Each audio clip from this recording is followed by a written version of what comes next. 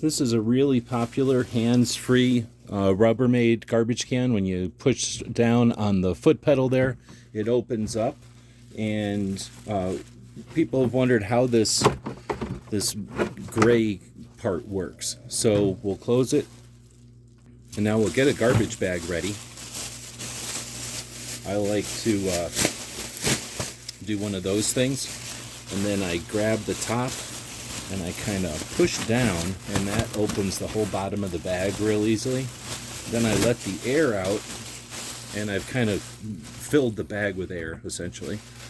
Push on the bottom there. So when you put that thing, when you put the garbage bag in now, what you do is you wrap around the gray.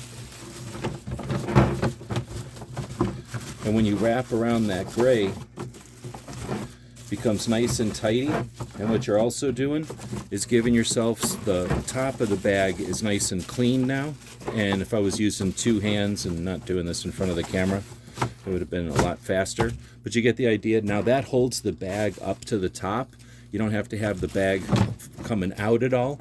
And now when the lid comes down, if I had done a better job, it wouldn't be so sloppy, and you wouldn't see the bag coming out at all.